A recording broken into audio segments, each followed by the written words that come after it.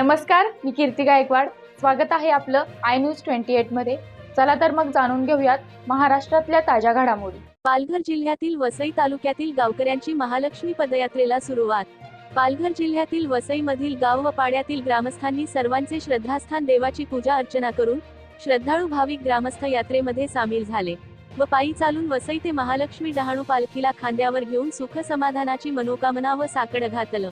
वसईतील सर्व प्रतिष्ठित नागरिक तर सर्व समाज एकजूट होऊन या पदयात्रेत सामील झाले होते.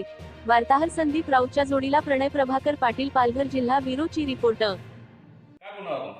वसई गावात भाताना गाव आहे आणि चेरोबा तिथे आहे आणि त्याचा भक्त सुरेश परठा मेन आहे आणि त्यांनी आज 5-6 वर्षे कंटिन्यू काढलेलं आहे.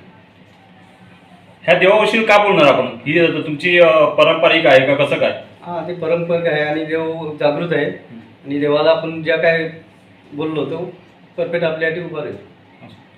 मग यासाठी तुम्ही निधी कसा करणार किंवा वर्गणी कशी काढता तुम्ही? वर्गणी सर्व देतात. आमदार राजेश पाटील पण देतो, आम्ही देतो सर्व. देवाचं नक्की कारण काय, म्हणजे तुम्ही का करता ते? देवाचं कारण म्हणजे पहिला जो पोहडा होता तो बंद झालेला आहे.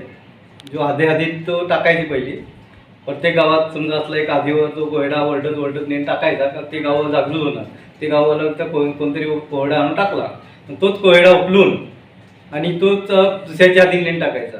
त्या आधीतला आला का तो तिथून तो आपले चेरोबापर्यंत पोहोचतोय. तो तलासरीच्या का असो तर तिथपर्यंत भाताण्यापर्यंत पोहोचायचा. तर आता सध्या बंद झालेलं आहे. ही पालखी आता काढतात जाग्यावरच आहे. पालखी जशी येणार त्याची मुली चेरोबाची पालखी काढून आणि महालक्ष्मी याच्या मंदिरापर्यंत पोहोचवतात.